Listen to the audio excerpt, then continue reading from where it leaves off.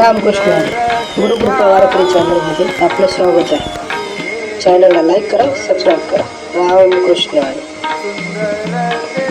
बळीयाचे अंकित आम्ही झालो बळीवंत. बळीयाचे अंकित आम्ही झालो बळीवंत. लाथाळीला हा संसार केला षडूर्मीचा मार. जनतन धन जनतन धन केले तृणाही समान. लाथाळीला हा संसार केला षडूर्मीचा मार. तुका म्हणे आता तुका म्हणे आता आम्ही मुक्तीची या माथा. लाथाळीला हा संसार केला षडूर्मीचा मार. विठ्ठल विठ्ठल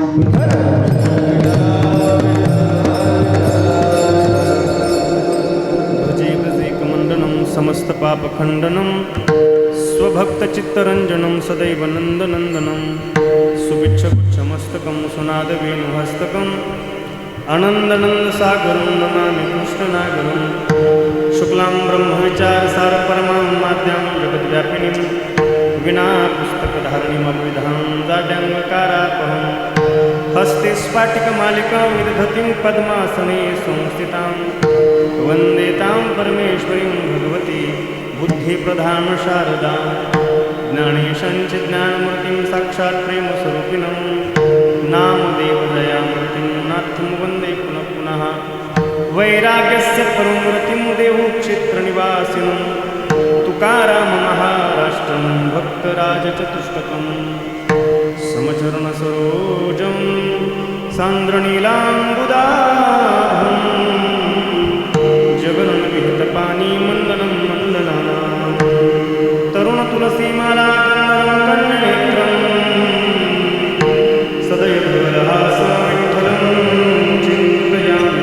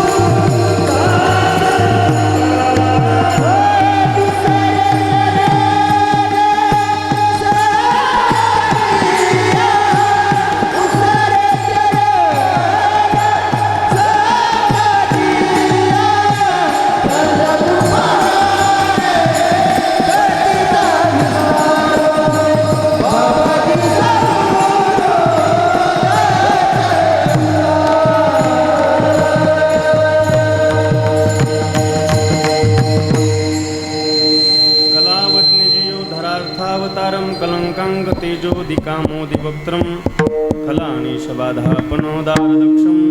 समाधिस्थमूर्तिं भजे ज्ञानदेवं. रायगडी मंदिरी वसे माझा राया.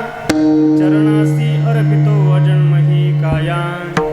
जगधीश्वराशी जोडली जाची ख्याती. प्रथम वंदितो तुम्हा छत्रपती. आत्मास्त्वं गिरिजामती सहचरा प्राणा शरीरं गृहम्. पूजास्ते विधि विषय उपभोग रचना निद्रा समाधि स्थितिः. संचारस्तु पदयो प्रदक्षिणा विधि स्तोत्राणि सर्वा गिरो. यद्यत् कर्म करोमि तत्तत् अखिलं शंभो तवाराधनं. मस्तक हे पायावरी या वारकरी संताच्या. नमो सद्गुरु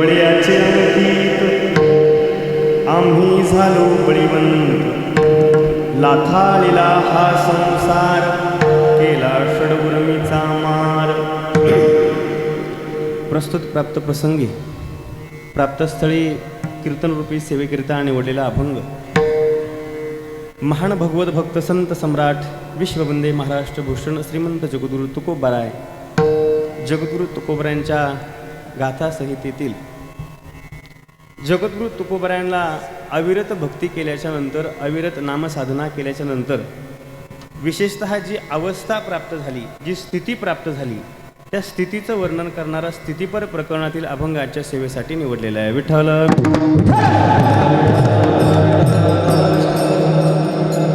अभंग सर्वांचा परिचित आहे, अभंग सर्वांचा पाठ आहे.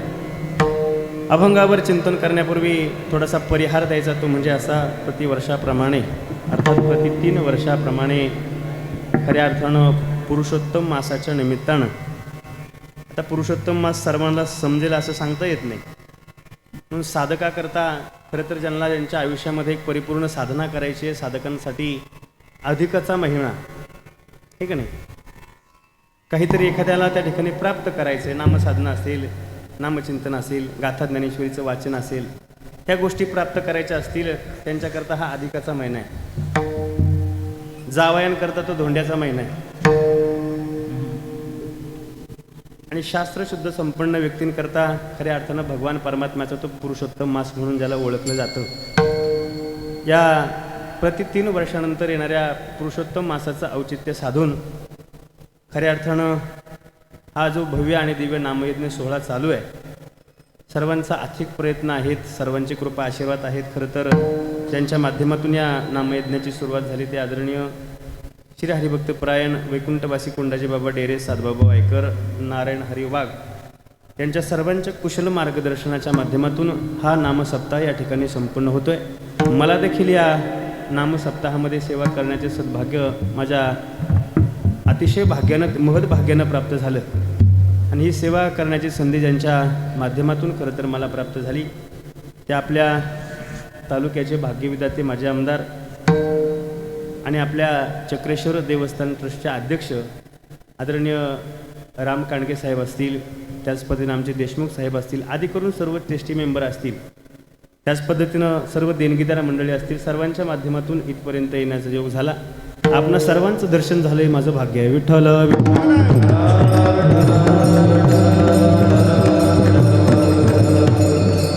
कीर्तनाकरता विशेषत्वानं ज्यांची उपस्थिती आहे ते मृदंगाचार्य आमचे परमार्थ स्नेही परक मित्र आळंदीतील गुरुबंधू मंडळी, त्यापैकी हरिभक्तपरायण मृदंग विशारद कृष्ण महाराज जोगदंड असतील, तशाच पद्धतीनं आपल्या तालुक्याचं वैभव आदरणीय भूषण महाराज पोटवडे असतील, तशाच पद्धतीनं आमचे शुभम महाराज पोटवडे असतील, त्याचप्रमाणे ज्यांची गोड चाल आपण सर्वांनी ऐकली योगेश महाराज शिंदे असतील, त्याच पद्धतीनं मुकुंद महाराज असतील, अमोल महाराज गावडे असतील, आदी करून आळंदीकर संपूर्ण टाळकरी मंडळी, गुरुबंधू मंडळी, एकदा सर्व कलांकरता जोरदार टाळी वाजवा. ज्यांची गोड माईक सिस्टीम आहे त्यांनाही अतिशय मनापासून धन्यवाद. आपण आपला अमूल्य वेळ खर्च करून या कीर्तन सेवेकरता गेल्या अनेक दिवसापासून उपस्थित राहत आहात. विशेषतः माता भगिनींना अगदी मनापासून धन्यवाद. पुरुष मंडळी कुठंतरी निम्मे अर्धे धोंडा जेवायला गेले असतील त्यांनाही अतिशय मनापासून धन्यवाद. संख्या जरी माता भगिनींची संख्या सर्वात जास्त आहे त्यांना तुम्हाला अधिकचा त्या ठिकाणी धन्यवाद. खरं तर कीर्तनामध्ये विशेषत्वानं ज्यांची उपस्थिती आहे ते आपल्या खेड तालुका वारकरी संप्रदायाचं वैभव आणि आमच्यासारख्या नवोदित कीर्तनकारांना ज्यांचं मोलाचं मार्गदर्शन आहे ते आदरणीय हरिभक्तपरायण प्रकाशजी महाराज पोटवडे बाबा या ठिकाणी उपस्थित आहे. माझ्या समेत माझे बंधू आदरणीय प्रतीकदादा रौंधळ तेही या ठिकाणी उपस्थित आहे, साहेब या ठिकाणी उपस्थित आहे. सर्वांना अतिशय मनापासून धन्यवाद देतो आणि सेवेला सुरुवात करतो. विठ्ठल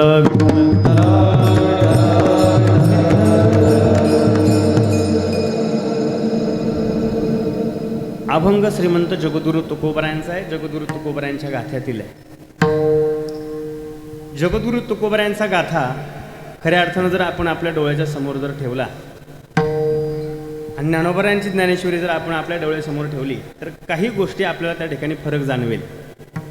ज्या वेळेला ज्ञानोबारायांची ज्ञानेश्वरी त्या ठिकाणी निर्मिती होत होती, तयार होत होती, त्यावेळेला ज्ञानोबारायांच्या समोर गीता नावाचा धर्मग्रंथ होता, जे की आपल्या सर्वांना ज्ञात आहे. गीता अलंकार नाम ज्ञानेश्वरी ब्रह्मानंद लहरी प्रगट केली.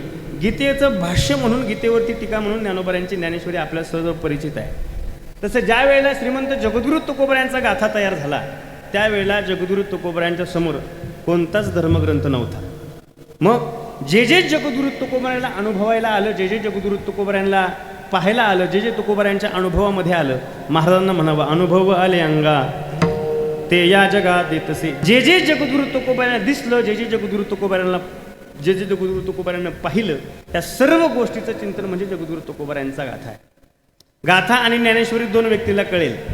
ज्ञानोबरायांची ज्ञानेश्वरी जर आपल्याला समजावून घ्यायची असेल तर ज्ञानोबराय ज्ञानेश्वरीमध्ये म्हणतात की 56 भाषेचा केलासे गौरव. 56 भाषा ज्ञानोबरायांच्या ज्ञानेश्वरीमध्ये आहे. तसं जगद्गुरु तुकोबरायांचा गाथा जर आपल्याला समजावून घ्यायचा असेल, जगद्गुरु तुकोबरायांच्या गाथेतील अभंग जर आपल्याला समजावून घ्यायचा असेल, तर जगद्गुरु तुकोबरायांच्या अभंग गाथ्यामध्ये संशोधन ज्या वेळेमध्ये झालं त्यावेळेला 3108 भाषा जगद्गुरु तुकोबरायांच्या गाथ्यामध्ये आढळल्या. गाथा समजून घ्यायचं म्हणजे इथं काही टाइमपास करणाऱ्या माणसाचं काम नाही, आहे का नाही. आणि मला असं तुमच्याकडे पाहून वाटतं का तुम्ही नक्कीच टाइमपाससाठी इथं बसलेले नसावेत, कारण टाइमपास करणारी मंडळी इकडे खाली आहेत, पलीकडच्या बाजूला आहेत काही, आहे का नाही. आणि कीर्तनामध्ये टाइमपास करण्याची अपेक्षा सुद्धा आपण कोणी करू. आणि ज्याला असं वाटत असेल का 2 तास हसायला मिळेल, काहीतरी टाइमपास होईल, त्यांना आत्ताच उठून जा, 3 दारं मोकळी आहेत, आहे का नाही. तिकडं मोठं गेट आहे, इथे एक आहे, खाली एक आहे.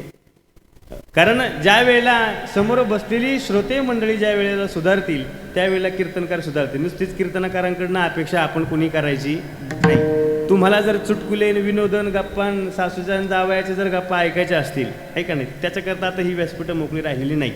तुम्ही तुमच्या विचारामध्ये बदल करा आणि जे गाथा ज्ञानेश्वरीमध्ये येताना, वक्त्याच्या समोर येताना असं बसावं की काहीतरी मला एखादी ज्ञानोबरायांच्या ज्ञानेश्वरीतील ओवी ऐकायला माझ्या कानावरती मिळेल, गाथेतील एखादं चांगलं प्रमाण मला ऐकायला मिळेल, एखादा चांगला श्लोक माझ्या कानावरती येईल, एखाद्या चांगल्या अभंगाचं सरळ सरळ का होईना पण अर्थ मला त्या ठिकाणी आज काहीतरी घरी घेऊन जायचंय. या गोष्टीनं जर तुम्ही बसलात तर तुमचं कीर्तनामध्ये लक्ष राहील. नाहीतर नुसतंच घड्याळ पाहायचं, जेवणाची वाट पाहायची, जेवणाचा वास आला का सगळं लक्ष तिकडंच करायचं, असं जर केलं तर महिनाभर काय वर्षभर जरी येऊन बसले तरी काही फायदा होणार. विठ्ठल विठ्ठल.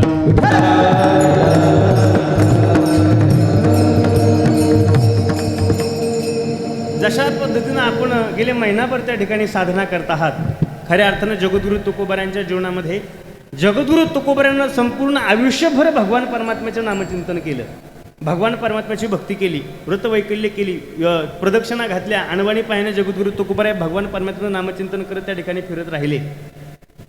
एखादी गोष्ट केल्याच्या नंतर त्याच्याबद्दल काहीतरी आपल्याला मोबदला हा मिळाला पाहिजे, आहे का नाही. जर सकाळचा व्यक्ती जर संध्याकाळच्या वेळेमध्ये जर तो कामाला आला आणि संध्याकाळच्या वेळेमध्ये आपण त्याला फक्त जेवण दिलं म्हटलं जा बाबा घरी, तो जाईल का. तो काम दिवसभर या गोष्टीच्या अनुषंगानं करतोय की संध्याकाळच्या वेळेमध्ये 4 रुपये का होईना पण माझ्या हातावरती मला मिळणार आहे. तसं आयुष्यभर ज्या जगद्गुरु तुकोबरायानं नामसाधना केली, भक्ती केली, जगद्गुरु तुकोबरायानं अशी टोकाची भक्ती केली, जगद्गुरु तुकोबरायानं म्हणावं शिंक जांभाळी खोकला आणि तुकाच वेळ वाया गेला. अन्यथा दीन रजनी हाची धंदा, गोविंदाचे पवाडे, रात्र न कळे दिवस न कळे, अंगी खेळे दैवत. सारखं जगद्गुरु तुकोबरायानं नामचिंतन केलं, त्याच्या माध्यमातून जगद्गुरु तुकोबरायांना एक विशिष्ट अवस्था प्राप्त झाली.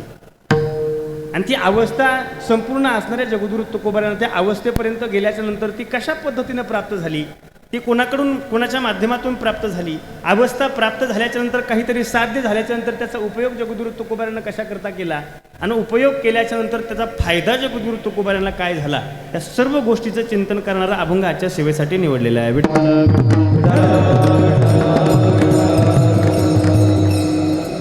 एक 3-4 प्रश्न आपल्या सर्वांच्या समोर ठेवतो. प्रश्नांची उत्तरं मिळेल का अभंगाचा सरळ अर्थ संपलेला असेल आणि आपली सुट्टी झालेली असेल, आहे का नाही. म्हणजे तुम्ही असा आस लावून पाहाल कधी पहिला संपलाय दुसरा संपलाय, आहे का नाही. पहिला प्रश्न अभंगामधला असा आहे की जगद्गुरु तुकोबराय म्हणतात की आम्ही बळीवंत झालो, बळीयाचे अंकित आम्ही झालो बळीवंत, आम्ही बलवान झालो, आम्ही बळीयाचे अंकित झालो. कशा पद्धतीनं, नेमकं कोणत्या पद्धतीचं बळ, कोणत्या बळानं जगद्गुरु तुकोबराय तुम्ही बलवान झालात, ते बळ तुम्हाला कोणाच्या माध्यमातून त्या ठिकाणी मिळालं. तिसरा प्रश्न असा आहे की ते बळ प्राप्त झाल्याच्या नंतर त्याचा उपयोग तुम्ही कशा करता केला. आणि चौथा आणि शेवटचा माझा प्रश्न असा आहे की तो उपयोग झाल्याच्या नंतर त्याचा फायदा तुम्हाला कशा पद्धतीने झाला. हे 4 प्रश्नांची उत्तरं मिळाली का आपलं कीर्तन संपलं. विठ्ठल विठ्ठल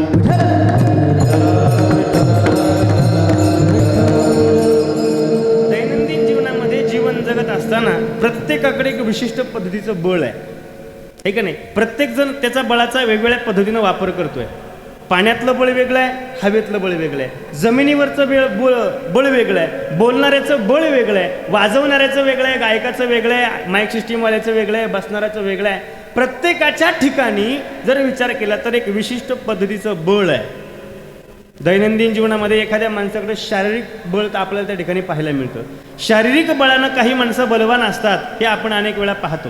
असं समोर पाहिल्याच्या नंतर सहज एखाद्या पैलवानाचं नाव आपले शिवराज राक्षे असतील, ठीक आहे नाही, दारासिंग असेल, म्हणजे जवळजवळची बलशाली माणसं आपल्या डोळ्याच्या समोर येतात. काही माणसांच्या जवळ कौटुंबिक बळ आपल्याला त्या ठिकाणी पाहायला मिळतं. म्हणजे जुना काळ जर आपण थोडासा डोळ्यासमोर जर आणला तर जुन्या काळामध्ये अशी एक रूढ होती, परंपरा होती असं म्हटलं तरी काही हरकत नाही. ज्या घरामध्ये जास्त व्यक्ती असतील, ज्याचं कुटुंब मोठं असेल, त्याच गावातला सरपंच, त्याच गावातला चेअरमन, त्याच गावातला पोलीस पाटील असं काहीतरी ते असायचं. म्हणजे काही माणसं ही कुटुंबाच्या बळानं त्या ठिकाणी युक्त असायची. म्हणजे शरीराचं बळ आहे, कुटुंबाचं देखील बळ आहे. काही माणसांच्या जवळ सत्तेचं बळ आहे. सत्तेचं बळ ज्याच्या जवळ आहे असं म्हणतात की सत्तेसमोर सत्तेपुढं शहाणपण चालत नाही. सत्तेच्या बळानं बळवान असणारी माणसं आपण अनेक वेळा पाहतो.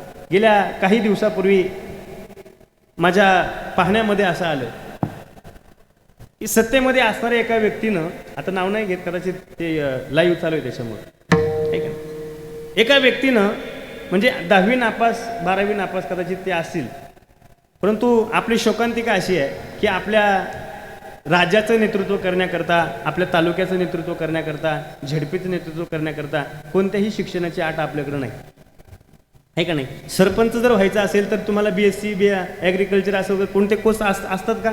काही नाही. फक्त तुमचं वय पूर्ण पाहिजे, मग तो येडा का असे ना, आहे का नाही. अंगठे बाजू जरी असला तरी तो आपल्याला चालतो. मग अशी माणसं त्या ठिकाणी वेगळ्या अनेक वेळा आपण ती माणसं सत्तेमध्ये बसली का मग त्यांना कोणत्या गोष्टीचं भान राहत नाही. एका अशा व्यक्तीनं कलेक्टरला थोडीशी बडबड केली, त्याला शिवीगाळ केली असं माझ्या पाहण्यामध्ये आलं. वास्तविक जर पाहिलं तर कलेक्टर होणं सोपं आहे का? आजच्या स्पर्धेच्या युगामध्ये जर आपण विचार केला, MPSC UPSC देणारे लाखो विद्यार्थी आहेत. कलेक्टर MPSC UPSC द्यायचं असेल तर 20-20 तास त्या ठिकाणी अभ्यास करणारी मुलं आपण दररोज पाहतो. पोलीस भरती असेल, त्या सर्व गोष्टी म्हणजे शासकीय ज्या प्रक्रिया आहेत त्याच्यामध्ये जर जायचं असेल तर एवढा तास त्या ठिकाणी अभ्यास करावा लागतो. मात्र मंत्री होण्याकरता काहीच करावं लागत नाही. ही मोठी शोकांतिका आहे, हे का नाही. काहीच करावं लागत नाही, त्याच्यामुळे त्यांना त्या गोष्टीचं महत्त्व राहत नाही. मग अशा असणाऱ्या व्यक्तीनं, अंगठा बहादूर असणाऱ्या व्यक्तीनं एवढ्या मोठ्या कलेक्टरला जर बडबड करणं, हे बळ फक्त एकाच गोष्टीचं आहे, ते फक्त हातामध्ये असणारी सत्ता, बाकी काहीच नाही. सत्ता एकदा तुमच्या हातामध्ये असू द्या की मोठी मोठी माणसं ज्ञानानं अतिशय ज्यांच्या डोक्यामध्ये, ज्याच्या मस्तकामध्ये ओतप्रोत अशा पद्धतीचं ज्ञान भरलेलं आहे, मात्र एवढी ज्ञानानं युक्त असलेली माणसं सुद्धा सत्तेच्या समोर त्या ठिकाणी लोटांगण घालतात, हे का नाही. सत्तेच्या समोर शरीरानं बलवान असणारी माणसं देखील त्या ठिकाणी झुकतात, फक्त सत्ता हातामध्ये असेल तर. म्हणजे काही ठिकाणी आपल्याला शरीराचं बळ पाहायला मिळतं, काही ठिकाणी कुटुंबाचं बळ पाहायला मिळतं, काही ठिकाणी आपल्याला सत्तेचं देखील बळ पाहायला मिळतं. विठ्ठल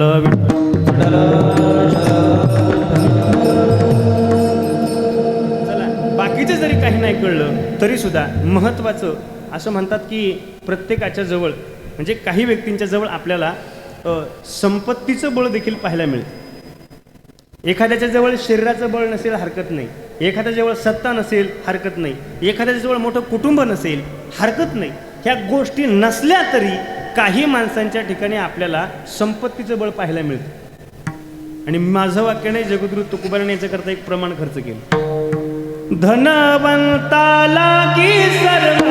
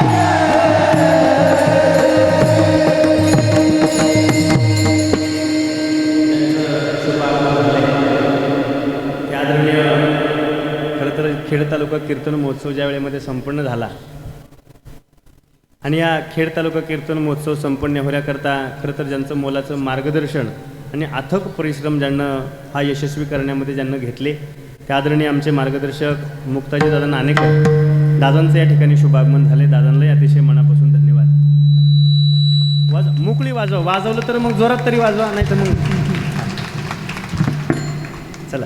जगद्गुरु तुकोबराय म्हणतात की धनवंता लागी सर्व मान्यता आहे जगी. तुमच्या जवळ काहीच नसू द्या, तुमच्या हातात सत्ता नसू द्या, बळ नसू द्या, काही जरी तुमच्याकडे ज्ञानाचं बळ नसू द्या, बुद्धीचं बळ नसू द्या, तुमच्याजवळ काही जरी नसलं तरी सुद्धा एक गोष्ट जर तुमच्याकडे असेल त्या गोष्टीचं नाव आहे पैसा. पैसा जर तुमच्याजवळ असेल तर अनोळखी माणसं सुद्धा तुम्हाला त्या ठिकाणी ओळख देतात. ज्यांचा ना आपला कधी संबंध नाही अशी माणसं तुमच्याबरोबर नातं लावण्याचा प्रयत्न करतात. हे काही तुमच्याकडे पाहून करत नाही. शास्त्रकार सांगतात हा फक्त आणि फक्त पैशाच्या पाठीमागे आलेल्या काही गोष्टी आहेत. शास्त्रकार सांगतात यशस्त वित्तम सनर कुलीनहा स पंडित स श्रुतिमान गुणज्ञा सैव वक्ता सच दर्शनीय सर्वे गुणान कांचन आश्रयंती. शास्त्रकार सांगतात की ज्याच्याजवळ पैसा असेल त्याला स्वतःची ओळख करून देण्याची गरज नाही. तो येताना जरी त्या ठिकाणी दिसला तरी त्याच्या मुखातून वक्त्याच्या मुखातून वाक्य येतं ते चांगल्या कुळातले आहेत, त्यांच्यासारखा वक्ता कुणी नाही. वक्ता होणं सोपं आहे का? नाही महाराज. शास्त्रकार सांगतात शतेषु जायते शुरा सहस्रेषु च पंडितः वक्ता 10 सहस्रेषु दाता भवती वाणवा. वक्ता काही लगेच होता येत नाही महाराज. 10,000 माणसं जन्माला येतात त्याच्यामधून कोणतरी एकच वक्ता म्हणून जन्माला येतो. 100 माणसं जन्माला येतात त्याच्यामध्ये कोणतरी एकच शूरवीर म्हणून जन्माला येतो. 1000 माणसं जन्माला येतात त्याच्यामध्ये एखादा ज्ञानी पुरुष म्हणून त्या ठिकाणी जन्माला येतो. सांगण्याचा भाव एवढा आहे की सहजासहजी तुमच्याकडं काही जरी नसलं बरं माणसं पैशाप्रमाणे बोलण्याचा प्रयत्न करतात. तुम्हाला माझी भाषा कळली तर पहा. तुमच्याकडे जर थोडासा कमी पैसा असू द्या, कबीरदास महाराज म्हणतात पैसा तेरो 3 नाम परशा परशु और परशुराम. तुमच्याकडे जर कमी पैसा असेल तर लोक तुम्हाला परशा म्हणतात. तुमच्याकडे जर थोडासा पैसा वाढला तर तीच लोक तुम्हाला परशु म्हणतात. आणि तुमच्याकडे अगणित धनसंपत्ती जर आली तर तीच माणसं तुम्हाला परशुराम शेठ म्हणतात. हे पैशाच्या असणारी ही सगळी गंमत आहे. म्हणून संपत्तीच्या बळानं काही माणसं आपल्याला बलवान दिसतात. बरं पैसा कुणाला नको आहे? पूर्वी एक गाणं आलं पहा. वासुदेवाची ऐका वाणी जगात नाही राम रे दाम करी काम येड्या दाम करी पैशाची जादू लय न्यारी लहान पोराला त्याची आई सोडून घेते झेप पैशाच्या मागणी धाव शर्यत घोडा फाट सुटला खेचला त्याने लगाम रे दाम करी काम येड्या दाम करी. पैसा काय होत नाही. जगातल्या सर्व गोष्टी जर आपल्याला प्राप्त करून घ्यायच्या ज्याच्याजवळ फक्त पैसा आहे त्याला दुसऱ्या काहीच गोष्टींची गरज पडत नाही. त्याला काही माणसं पैशाच्या बळानं त्या ठिकाणी अंबानीसारखी टाटांसारखी ही माणसं पैशाच्या बळानं युक्त आहेत. आपल्या लगेच लक्षामध्ये येत. अजून एक महत्त्वाचं बळ आहे ते म्हणजे बुद्धीचं बळ, ज्ञानाचं बळ. ज्ञानाचं बळ म्हटलं की विशिष्ट नाव आपल्या डोळ्याच्या समोर येतात. APJ अब्दुल कलाम साहेब असतील, स्वामी विवेकानंद असेल, रामकृष्ण परमहंस असतील. म्हणजे अशी महत्त्वाची नावं आपल्या समोर येतात की माणसं अकबर बिरबलाच्या गोष्टीमधला तो बिरबल कुणाच्याच पाहुण्या रावळ्यामधला नाही आहे का कोणाच्या? बरं त्याचा जन्म कधी झाला, जन्मला कधी, काय कधी हे कुणालाच माहीत नाही. पण आजही तो सगळ्यांच्या लक्षामध्ये राहिला का? फक्त बुद्धीच्या बळावर. म्हणजे बुद्धीनं बलवान असणारी माणसं आपल्याला त्या ठिकाणी वारंवार पाहायला मिळतात. म्हणजे काही माणसांच्या जवळ शरीराचं बळ आहे, काही माणसाच्या जवळ कुटुंबाचं बळ, काही माणसांच्या जवळ सत्तेचं बळ आहे, काही माणसांच्या जवळ संपत्तीचं बळ आहे आणि काही माणसांच्या जवळ बुद्धीचं बळ आहे. यापैकी बळ जगद्गुरु तुकोबरायांच्या जवळ नेमकं कोणतं बळ जगद्गुरु तुकोबरायांना प्राप्त झालं? थोडासा जर विचार केला तर जगद्गुरु तुकोबरायांच्या जवळ शरीराचं बळ आहे का? जगद्गुरु तुकोबराय म्हणतात मुख शुद्धी तुळशी दळ तुका म्हणे मी दुर्बळ. दुर्बळ अशा पद्धतीचा मी आहे, दुर्बळ अशा प्रकारचा मी आहे, त्याच्यामुळं माझ्याकडं शरीराचं बळ नाही. मग जगद्गुरु तुकोबरायांच्या कुटुंबाची परिस्थिती आपण सर्वांनी कीर्तनकारांनी उघडून उघडून आपल्याला सांगितलेली आहे का नाही? जगद्गुरु तुकोबरायांच्या जवळ सत्तेचं बळ आहे का? जगद्गुरु तुकोबरायांच्या जवळ सत्तेचं देखील बळ आपल्याला पाहायला मिळत नाही. कारण जगद्गुरु तुकोबराय म्हणतात कोपला पाटील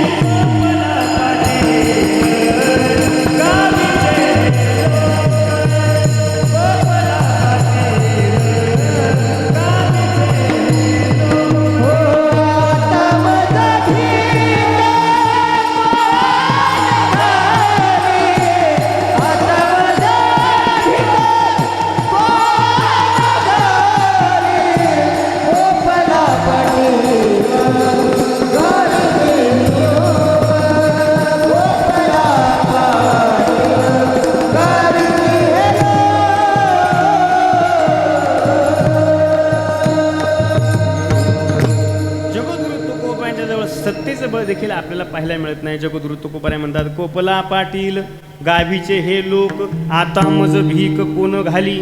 जगद्गुरु तुकोबारायांच्या जवळ संपत्तीचं बळ आहे का? खरं तर जगद्गुरु तुकोबारायांचा जगद्गुरु तुकोबारायांसारखा श्रीमंत व्यक्ती त्या काळामध्ये कुणी नव्हता, आहे का नाही. पण एक विशिष्ट अवस्था प्रत्येकाच्या जीवनामध्ये येते आणि हेच संत वाङ्मय आपल्याला त्या ठिकाणी शिकवत असतं. कारण विचार जर केला तर त्या काळच्या दैनंदिन जीवनामध्ये जवळजवळ देहू गावच्या आजूबाजूच्या 100 गावांची कर्ज जगद्गुरु तुकोबारायांच्या जवळ होती. 100 गावची कर्ज. जगद्गुरु तुकोबाराय बाजारामध्ये गेल्याच्या नंतर बाजाराचा भाव ठरत नव्हता. जगद्गुरु तुकोबारायांकडे माजणकी होती. एवढे श्रीमंत. जगद्गुरु तुकोबारायांच्या श्रीमंतीचा पुरावा एकच आपल्याला सांगेल. आळंदीमध्ये जर कधी ज्ञानोबारायांच्या दर्शनाकरता जर गेलात तर दर्शनामध्ये गेल्याच्या नंतर गाभाऱ्यामध्ये एक उजव्या हाताला बोर्ड लावलेला आहे. त्याच्यावरती असं लिहिलं आहे की सदर मंदिराचं बांधकाम श्रीमंत जगद्गुरु तुकोबारायांना स्वखर्चानं ज्ञानोबारायांच्या गाभाऱ्याचं काम केलेलं आहे, मंदिराचं काम केलेलं आहे. म्हणजे जो व्यक्ती त्या काळामध्ये मंदिर बांधू शकतो तो गरीब कसा असेल, आहे का नाही. सर्वसाधारण प्रश्न आहे. मात्र जगद्गुरु तुकोबारायांची कालांतरानं परिस्थिती अशी झाली की जगद्गुरु तुकोबाराय म्हणतात, आम्ही सदैव सोडके जवळी येता चोर धाके, जाऊ पुढती भिके कुत्री घर राखीती. अशी अवस्था जगद्गुरु तुकोबारायांची काही कालावधीनंतर त्या ठिकाणी झालेली आपल्याला प्रमाणाच्या माध्यमातून पाहता येईल, आहे का नाही. हो, जगद्गुरु तुकोबारायांच्या जवळ संपत्तीचं बळ नाही, जगद्गुरु तुकोबारायांच्या जवळ सत्तेचं बळ नाही, शरीराचं बळ नाही, मग बुद्धीचं बळ आहे का? बुद्धीचं बळ नाही असं आपल्याला म्हणता येत नाही. कारण मी सुरुवातीला बोलून गेलो, ज्या व्यक्तीनं ज्या महात्म्यानं 3108 भाषांच्या माध्यमातून गाथ्याची निर्मिती केली त्याच्याकडे बुद्धी नाही असं कसं म्हणता येईल. परंतु त्याच जगद्गुरु तुकोबारायांचं प्रमाण असं आहे, आता माझ्या कर्महीन मतिमंद बुद्धी तुझं मी आठविले नाही कधी, वाचे कृपाने ती माय बापा, असं नाटामध्ये जगद्गुरु तुकोबारायांचं प्रमाण आहे. म्हणजे प्रमाणानिशी जर विचार केला तर या बळानं जगद्गुरु तुकोबाराय युक्त नाहीत. म्हणजे जगद्गुरु तुकोबारायांच्या जवळ या बळापैकी एकही बळ आपल्याला पाहायला मिळत नाही. मात्र तरी सुद्धा जगद्गुरु तुकोबाराय म्हणतात, आम्ही झालो बळीवंत. मग काय जगद्गुरु तुकोबारायला हरिपाठ पाठ नसेल का? कारण माऊली तर हरिपाठामध्ये म्हणतात, बळेवी न शक्ती बोलू नये. मग एकही बळ नाही, मग तरी सुद्धा जगद्गुरु तुकोबाराय म्हणतात, आम्ही झालो बळीवंत. हो, रावण देखील असंच म्हणायचं, आहे का नाही. म्हणजे कोणता राम कसा राम, येऊ द्या माझ्याकडे आलेले मारून टाकील. एक मारुतीराय गेले, मारुतीरायनं आखी लंका जाळून टाकली. असे 18 पद्म वानर त्या ठिकाणी भगवान प्रभू रामचंद्रांच्या जवळ आहेत. मग बळेविना शक्ती बोलू नये.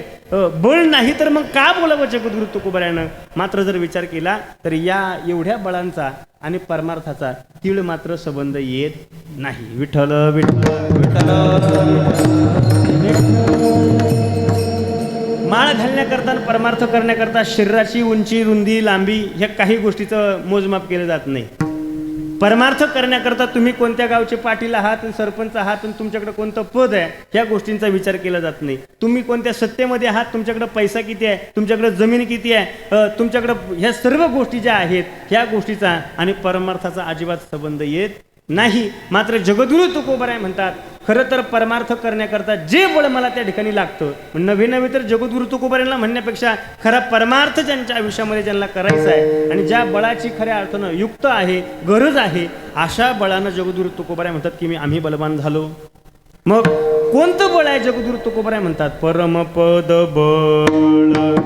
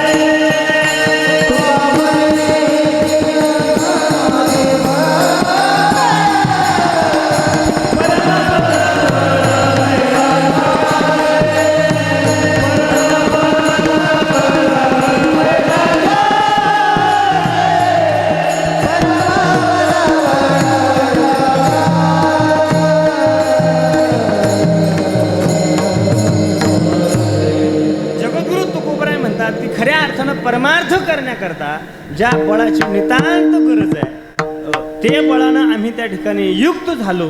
मग जगद्गुरु तुकोबराय म्हणजे आपला पहिला प्रश्न आपल्याला समजला की जगद्गुरु तुकोबरायांना कोणतं बळ प्राप्त झालंय. तर जगद्गुरु तुकोबराय म्हणतात की आम्हाला वैराग्याचं बळ प्राप्त झालंय. बरं, ते नुसतंच वैराग्य आहे का? महाराज म्हणतात की धगधगीत ज्वाळ आगी जैसे, अशा पद्धतीचं वैराग्याचं बळ जगद्गुरु तुकोबरायांना त्या ठिकाणी प्राप्त झालं. मग जगद्गुरु तुकोबराय हे बळ प्राप्त करण्याकरता तुम्ही काय केलं? महाराजांनी सांगितलं अभंगाच्या पहिल्या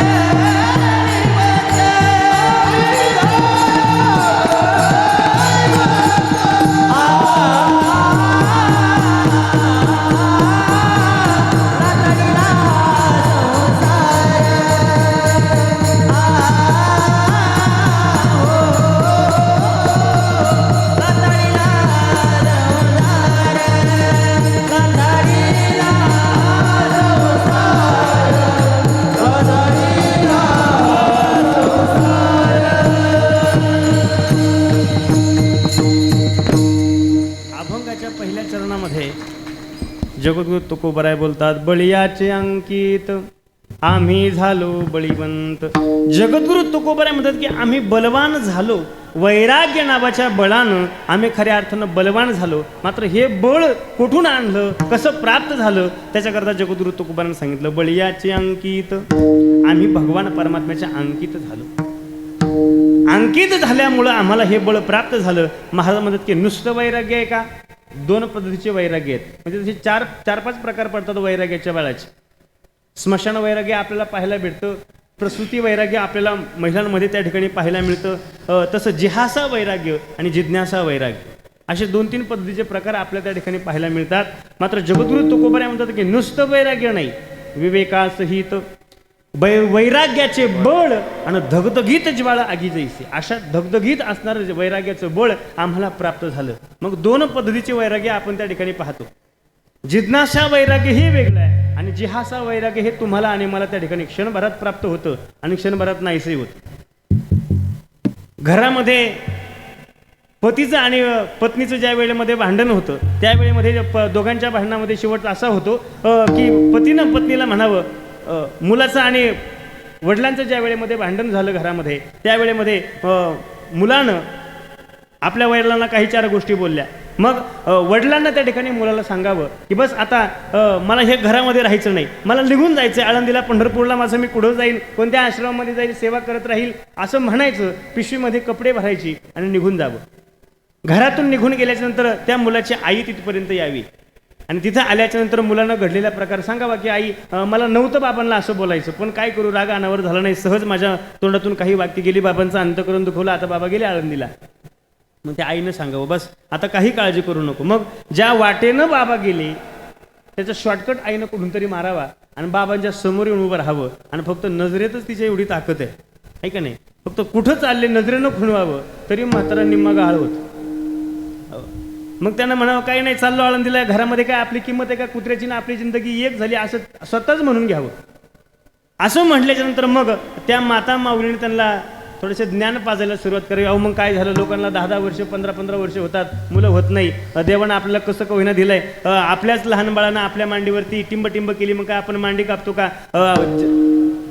आहे का नाही. असं ते तत्वज्ञान बरंच मोठं असतं, आता ते सांगायला मला वेळ नाही. जीभ दाताने चाविली मग का कोणी 32शी पाडिली, असं बरंच काय काय त्याच्यामध्ये असतं. मग त्या सर्व गोष्टी पटल्याच्या नंतर मग तो स्वतः जेवढा आधी गार झालेला असतो अजूनही गार होतो आणि मग ती पिशवी पाठीमागे ठेवतो. म्हणतो मी तरी कुठं निघालोय आळंदीला, मी आपलं उगच फक्त रागारागामध्ये जायचं नाटक केलं. क्षणभरामध्ये माणसाला वैराग्य प्राप्त होतं आणि क्षणभरामध्ये नाहीसं देखील होतं. काही माणसांना भोगतृत्व शक्तीच्या अभावामुळे त्या ठिकाणी वैराग्य प्राप्त होतं. एखाद्याला म्हणावं आपण सुपारी खा, तो म्हणतो सुपारीचं ना आपलं वैराग्य, आपण सुपारी खात नाही. अहो का खात नाही, म्हणला मुखात एकही दात नाही. एखाद्या गोष्टीचा उपभोग घेऊ शकत नाही म्हणून देखील माणसाला त्या ठिकाणी वैराग्य प्राप्त होतं. मात्र जगद्गुरु तुकोबारायांच्या ठिकाणी जर आपण त्या ठिकाणी विचार केला तर जगद्गुरु तुकोबारायांच्या जवळ जे वैराग्य आहे, जगद्गुरु तुकोबारा हवा तो भोग घेऊ शकतात.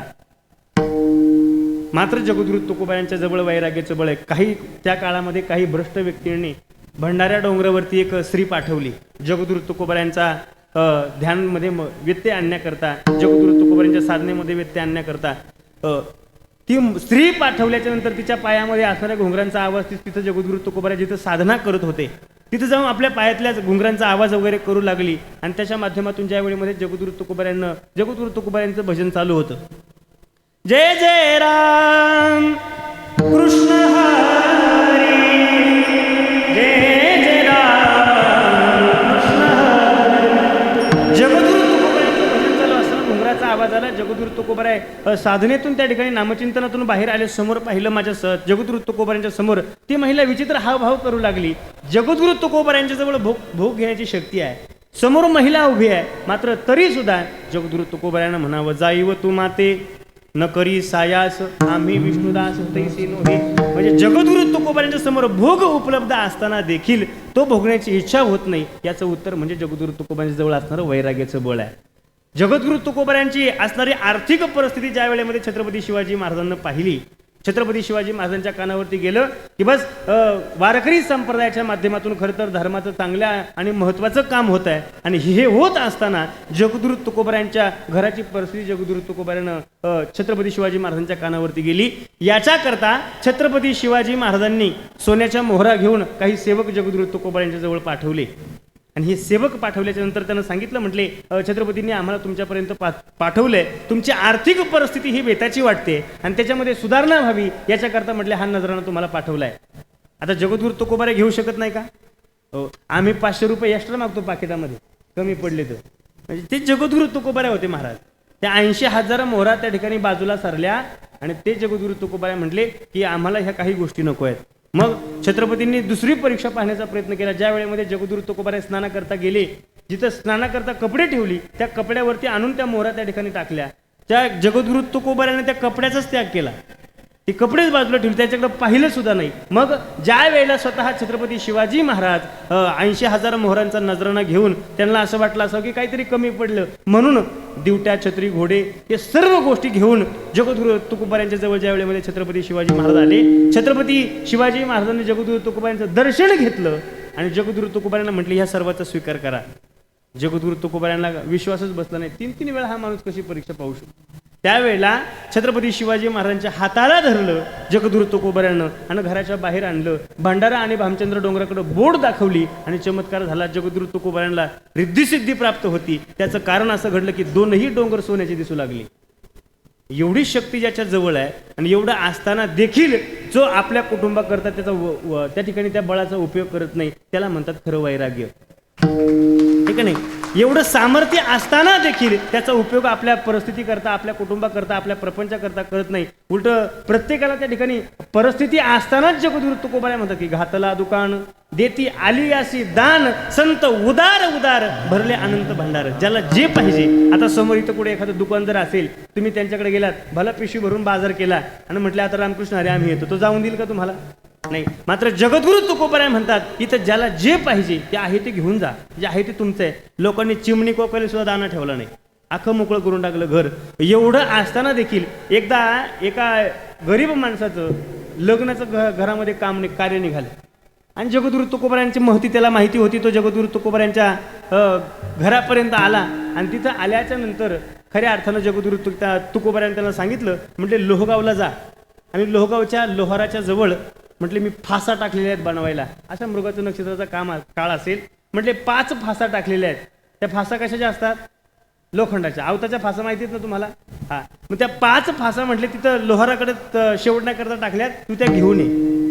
तो जातानाच मनामध्ये चिंतन करू लागला, म्हणला जगद्गुरु तुकोबारायांच्या जवळ मी काहीतरी मागण्याकरता आलो, माझ्या मुलीचं लग्न 10-15 दिवसावरती येऊन ठेपलंय, हो, आणि यांनी मला हे काम दिलं. रागामध्ये गेला, लोहाराचा पत्ता विचारला, तिथून त्या फासा हातामध्ये घेतल्या, खांद्यावरती घेतल्या आणि तो निघाला. निघाल्याच्या नंतर सारखा रागामध्ये विचार करू लागला, हा किती आता जुन्या काळच्या फासा आहे का नाही, मोठ्या मोठ्या जाडजाड असणाऱ्या त्या फासा, एवढं असताना त्याचं वजन त्याला जास्त वाटू लागलं. मग त्याने एक फास फेकून दिली, फेक म्हणजे टाकून दिली. म्हटलं अजून थोडंसं बरं वाटायला लागलं, अजून थोडासा पुढं आला, दुसरी फेकून दिली, अजून थोडासा पुढं आला, तिसरी फेकून दिली, चौथी फेकून दिली आणि एकच फास घेऊन जगद्गुरु तुकोबारायांच्या जवळ आला. म्हणला महाराजांच्या समोर आणून अशी ती फास आदळली आणि म्हणलं घ्या, म्हणलं ही फास. जगद्गुरु तुकोबाराय म्हटलं अरे 5 फासा तुला सांगितल्या होत्या, त्यातल्या बाकीच्या कुठे? तो म्हणला पडल्या, आल्या नाही, त्यानं बनवल्याच नाही. ह्या सगळ्या गोष्टीची तो कारण त्या वेळेमध्ये सांगू लागला आणि जगद्गुरु तुकोबाराय म्हणले हरकत नाही. जगद्गुरु तुकोबारायांना डोळे लावले आणि त्या लोखंडाच्या फासेकडे पाहिलं आणि चमत्कार असा झाला, ती लोखंडाची फास सोन्याची झाली. काय झालं? लोखंडाची फास सोन्याची झाली. आता ज्याला आणायला सांगितल्या तो तिथं थांबला नाही, मग तो कुठं गेला? पहिल्या 4 कुठं टाकल्यात हे शोधण्याकरता तो निघून गेला. म्हणला जगद्गुरु तुकोबाराय म्हटले होते ही फास आहे ना ती घेऊन जा, म्हटले तुझ्या मुलीच्या लग्नामध्ये कामा येईल. आणि नुसतं फासेकडे पाहिलं तरी ती फास जर सोन्याची होऊ शकते. आणि एवढं असताना देखील ज्याच्या कुटुंबाकरता रुपयाचा त्या ठिकाणी उपयोग केला नाही, याला म्हणतात खरं वैराग्य.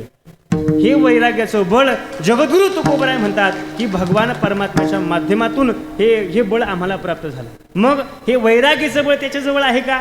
ज्ञानोबारायांनी त्याच्याकरता एक ओवी खर्च केली. ज्ञानोबाराय म्हणतात ऐका यशस्वी औदार्य ज्ञान वैराग्य ऐश्वर्य हे 6ही गुणवर्य वसती जेत, म्हणून तो हा भगवंत. त्या भगवान परमात्म्याच्या जवळ जे 6 गुण आहेत, ऐका यशस्वी औदार्य ज्ञान वैराग्य नावाचा जो देवाचा गुण आहे, महाराज म्हणतात की तो वैराग्य नावाचा गुण त्याच्या जवळ आहे. किती वैराग्य आहे देवाच्या जवळ? दुसऱ्या दिवशी राजसिंहासनावरती बसायचंय आणि वडिलांची आज्ञा आली, म्हटले जमणार नाही, राजसिंहासन नाही, तुम्हाला 14 वर्षाचा वनवास स्वीकारावा लागेल. देवानं अजिबात भांडणं केली नाही का? केली. आपल्याकडची एखाद्या चेअरमन पदाची खुर्ची 2 दिवस लांबू द्या बरं, गावागावात भांडणं होतील, खून मारामाऱ्या काही होईल आपल्याकडं. पण ज्या राजगादीवरती भगवान परमात्म्याला बसायचंय, क्षणभरामध्ये त्या राजगादीचा अंगावरती असणारी हिरे जडित सोन्या नाण्यानं मळवलेली कपडे देवाच्या अंगावरती त्या ठिकाणी होती. सर्वस्वाचा त्याग केला आणि भगवान परमात्मा रानामध्ये निघून गेली. एवढं वैराग्यानं युक्त असलेला तो भगवान परमात्मा आहे. जगद्गुरु तुकोबाराय म्हणतात की आम्ही त्याच्या जवळ गेलो, त्याच्या अंकित झालो, त्याचं दास्यत्व आम्ही त्या ठिकाणी केलं. मग त्याच्याकडे तेवढं सामर्थ्य आहे का? महाराज म्हणतात की वृक्षाची या पाने हाले ज्याची सत्ता, राहली अहंता मग कोठे तुझी या सत्ते.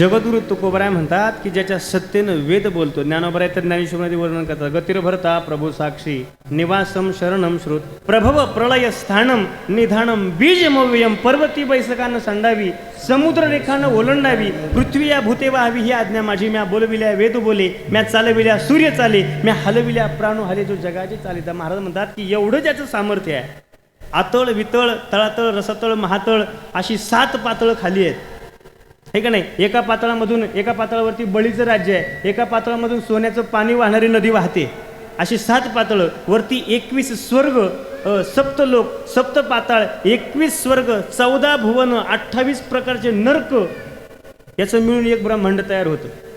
आणि अशी अनंत ब्रह्मांडे उदरी हरी हा बालक नंदा घरी. महाराज म्हणतात की अशी अनंत ब्रह्मांड ज्याच्या उदरामध्ये आहेत, असा असणारा भगवान परमात्मा की एकाएकी सत्ता आहे त्याची, आणि एवढं सामर्थ्य त्याच्यामध्ये आहे. म्हणून आम्ही त्याच्या अंकित झालो, आम्ही त्याच्या जवळीक साधली, आणि त्याच्या माध्यमातून आम्ही झालो बळीवंत, आम्ही बलवान झालो. महाराज म्हणतात तुम्ही अंकित जर झालात, हे बघा दैनंदिन जीवनामध्ये आपल्या लक्षामध्ये येईल, एखाद्या महिलेचा पती जर सरपंच असेल तर तिच्या पत्नीला आपण काय म्हणतो.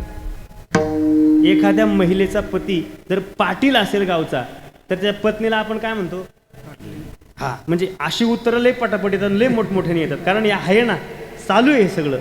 एखाद्या महिलेचा पती जर आमदार असेल तर आपण त्याच्या पत्नीला काय म्हणतो. हा, म्हणजे ह्या ज्या गोष्टी आहेत, आता तिनं आमदार होण्याकरता कुठं फॉर्म भरला का, पाटील होण्याकरता कुठं तिनं काही लढवली का, सरपंच होण्याकरता निवडणूक लढवली का, काही नाही. महाराज फक्त जवळीक साधली, त्याच्या अंकित झाली, त्याचा परिणाम काही न करता ती पाटलीन झाली, ती आमदारीन झाली, ती सरपंचीन झाली. तसं महाराज म्हणतात आम्ही फक्त त्या भगवान परमात्म्याच्या अंकित झालो, त्याचा परिणाम त्याच्या जवळ असणारं सामर्थ्य, त्याच्या जवळ असणारं बळ आपणासारखे करीती तात्काळ लगेच भगवान परमात्मा आपल्यासारखं स्वतःसारखं करून घेतो. म्हणून महाराज म्हणतात की तुका वैकुंठासी गेला, आपल्याला प्रत्येकाला जन्माला यावं लागतं. पुनरपी जननम पुनरपी मरणम पुनरपी जननी जठेशनम यह संसारे खलदुस्तारे कृपया पारे पाहे मुरारे भज गोविंदम भज गोविंदम भज गोविंदम मूढमते. आपल्याला सारखं जन्माला यावं लागतं, किती वेळा जन्मा यावे नित्य व्हावे फजित.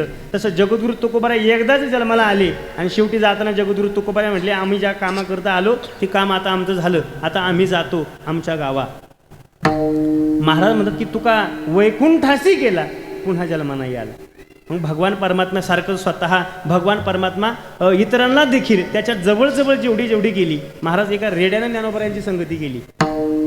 काय झालं, एका रेड्यानं ज्ञानोबरायांची संगती केली, त्याचा परिणाम ज्ञानोबरायांच्या अंकित झाल्यामुळं ज्ञानोबरायांच्या जवळ असणारं जेवढं सामर्थ्य तेवढं त्या रेड्याला प्राप्त झालं. रेडा वेद बोलू लागला, ज्ञानोबराय त्याला फक्त म्हणले बोल, वेद बोलायला सुरुवात केली.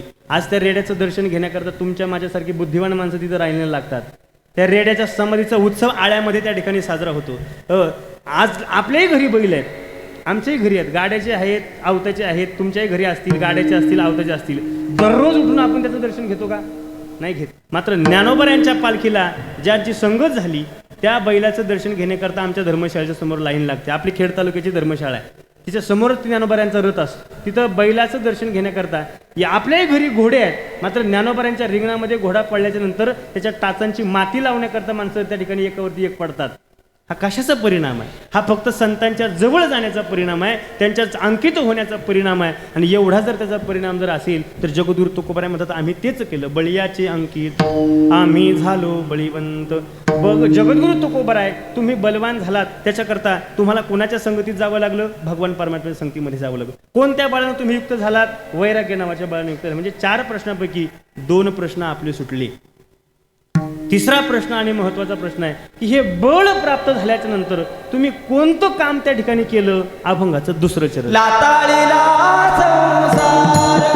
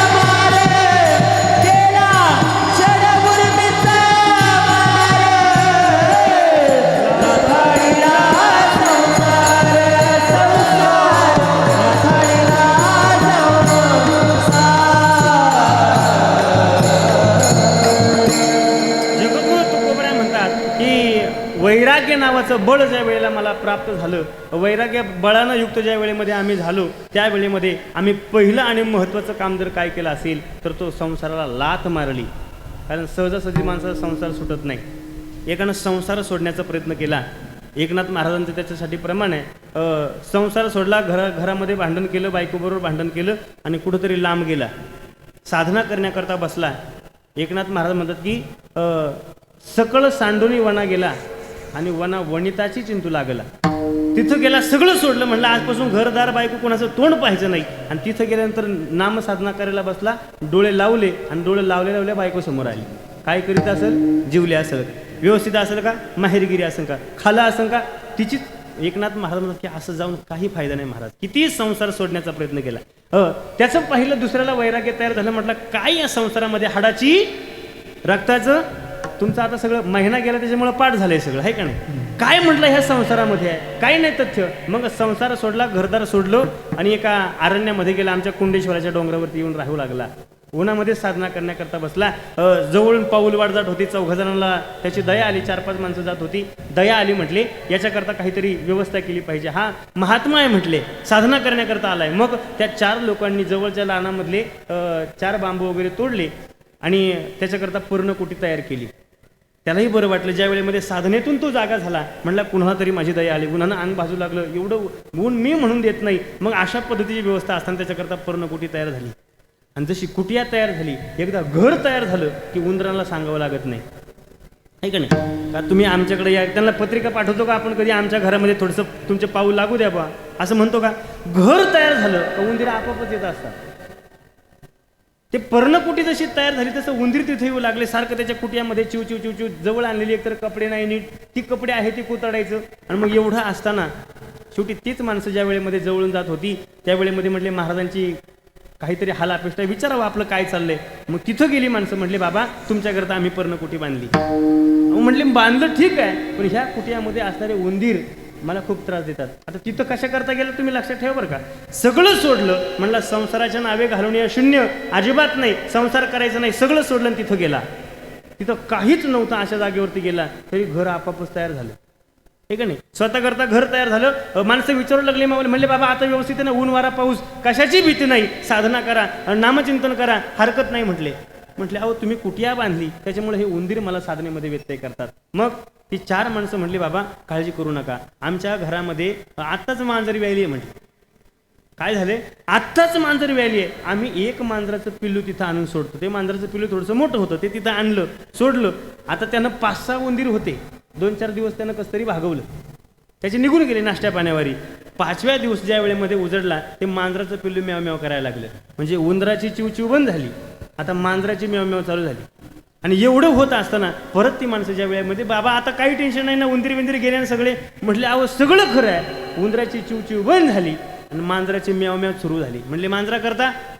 म्हणले बाबा खरं आहे, जीव आहे म्हटल्यानंतर त्याला पोटाकरता काहीतरी लागेल. म्हटले एक काम करा, आमच्या घरामध्ये अशी गाय आहे का ती बरेच दिवस झालं ती गाभणच राहत नाही, 4-5 लिटर दूध आहे, मांजराचंही भागेल आणि तुम्हालाही म्हटले खाण्याकरता होईल. आम्ही एक काम करतो, ती गाय आणून बांधतो. त्या कुटियाच्या जवळ गाय आली. मग गाय आल्याच्या नंतर तिला काहीतरी लागेल का नाही, त्यानं येता येता 4-4 पेंड्या घेऊन आले. कशा तरी त्या महात्म्यानं 5-6 दिवस त्या पेंड्या पुरवल्या. आणि 5-6 दिवस त्या पेंढ्या पुरवल्याच्या नंतर ज्या वेळेमध्ये 5-6 दिवस निघून गेले, मांजराची म्याव म्याव थोडीशी बंद झाली आणि गाईच मोठ्यानं ओरडायला लागली, ठीक आहे नाही? गाईचं ओरडणं चालू झालं. परत ती माणसं तिथं आली. म्हटले बाबा आता व्यवस्थित आहे, खाऊन पिऊन दूध वगैरे खायला मिळतंय, मांजराचं भागतंय, तुमचं भागतंय. अहो म्हटले सगळं ठीक झालं, पण मी आता नामचिंतन करायचं का ह्या गायला वैरण आणायची, काहीचं शेण काढायचं का गोमूत्र काढायचं, काय करू काय नेमकं? म्हटले बाबा अजिबात काळजी करू नका, आमच्या गावामध्ये एक महिला आहे, ती काय करते, कोणाचं ना कोणाचं शेण काढते, 4 रुपये तिच्या हातावरती देतात. तुम्हालाही त्या ठिकाणी शेण काढण्याकरता ती तिथं येईल, ती दररोज तिच्या टायमामध्ये येत जाईल, शेण सारवण सगळं करत जाईल, गाईला वैरण आणून देत जाईल. हे सगळं बरेच दिवस चाललं आणि ती वाटच होती. म्हटल्याच्या नंतर आता लोकांच्या जिभेला काय हाड आहे का महाराज? ती महिला आता बाबाचे केस वगैरे वाढलेले होते, जटा झाल्या, लुंगी वगैरे लावलेली, बाबांना आता मोठा साधू तपस्वी महात्मा वाटत होती. आणि एवढं काही माणसानं ते पाहिलं, म्हटले हा बाबा आहे, पण ह्या कुटियावरती महिलेचं काय काम आहे? आता लोकांच्या तोंडाला काही जिभेला काही हाडं असतं का महाराज? ज्याला वाटेल तशी तो चर्चा करू लागला आणि ही चर्चा एक दिवस बाबाच्या कानावरती ऐकू आली. मग बाबा म्हणले आता लोकांनी जर ठरवलंच ना असं, मग हरकत नाही म्हटले. लोकांनी काही वाकडं तिकडं बोलण्यापेक्षा मग गावातल्या माणसांना बोलवलं. म्हटले हिला असंही कोणी नाही. म्हटले मीच आता हिच्याबरोबर लग्न करतो. मग तिथं लग्न झालं आणि लग्न झाल्याच्या नंतर मग त्यानं डोक्याला हात लावला. अरे म्हटला संसार सोडण्याकरता, संसार होता, बायको मुलं बाळं घरदार सगळं होतं, हे सगळं सोडण्याकरता मी इथपर्यंत आलो. संसार सोडण्याचा विचार केला, नवीन संसाराला सुरुवात झाली. बायको नव्हती, बायको आली, घर आलं, मांजर उंदीर पार सगळं त्या घरामध्ये आपापच आलं. सांगा संसार सोडता येतो का? जगद्गुरु तुकोबाराय म्हणतात की अशा संसाराला आम्ही ओळखलं. अशा संसारामध्ये गुरफटलेला माणूस, संसारामध्ये गुरफटलेला माणूस ज्ञानोबाराय म्हणतात की विषय विषयाचा परिपाडू, गोड परमार्थ लागे कडू, कडू विषय तो जीवाशी. आता माहिती नाही का लोकांना महिना होऊन गेला, चाकणमध्ये एवढीच लोक राहतात का? नाही राहत महाराज. चाकणमध्ये कितीतरी हजारो लोक राहतात, पण एवढ्याच माणसांना इथे यावं लागतं, बाकीच्यांना येऊ वाटत नाही. जर संसार नावाच्या सर्पानं दंश केलेला आहे, सापानं दंश केल्याच्या नंतर माणसं पहिलं मीठ खायला देतात. जर कोणाला झाला असेल तर पहा, मीठ खायला देतात. मग त्याला ज्याला दंश झालाय ना त्याला विचारायचं का कसं लागतंय मीठ? तो म्हणतो काय नाही, लय गोड लागते. मग त्याला मिरच्या खायला देतात. कशा लागतात मिरच्या? म्हणतात गोड लागतात. ज्ञानोबाराय म्हणतात की ज्या माणसाला संसार हा कडू आहे, कडू विषय तो जीवाशी गोड झाला, गोड कडू असताना संसार ज्या दिवशी आपल्याला गोड वाटायला सुरुवात होते, अशाच वेळेला समजून जावं की संसार नावाच्या सर्पानं आपल्याला दंश केलाय. ज्ञानोबाराय म्हणतात की अशा संसाराचं स्वरूप खऱ्या अर्थानं आम्ही ओळखलं. हे असता आघवी बोली सांगता सर्पफणाची सावली, ती शीतल होये केतुनी मूषकासी. ज्ञानोबारायांना ओवीमध्ये दृष्टांत दिला. ज्ञानोबाराय म्हणतात की एक उंदीर थकला आणि नागाच्या फण्याची सावली पडली होती. त्या सावलीमध्ये येऊन तो विश्राम करू लागला. असे नागानं असा फणा काढलेला आणि त्या सावलीमध्ये तो त्या ठिकाणी विश्रांती घेऊ लागला. आणि विश्रांती घेत असताना त्यानं फक्त पाठीमाग वळून पाहिलं आणि पाहिल्याच्या नंतर तो उंदीर म्हणला आता आपण दोघं जेवण करू. होईल का?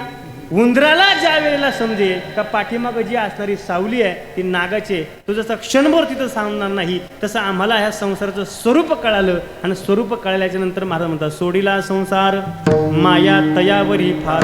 त्याला आम्ही सोडण्याचा प्रयत्न केला, परंतु सोडता तो सुटत नव्हता. तो आम्हाला त्रास देऊ लागला. तो दुःखरूप असणारा संसार आहे, तो दुःखरूप असणारा संसार आम्हाला छेडू लागला, त्रास करू लागला. मग शेवटी तो सुटत नव्हता. मग आमच्या जवळ जे वैराग्याचं बळ आम्हाला प्राप्त झालं होतं, त्या वैराग्याच्या बळाच्या माध्यमातून आम्ही त्या संसाराला लात मारली. आणि जशी लात मारली तसं तो संसार बाजूला गेला.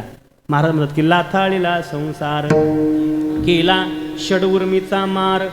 प्रत्येक व्यक्तीला त्या ठिकाणी 6 उर्मी आहेत, मनाच्या 2, प्राणाच्या 2.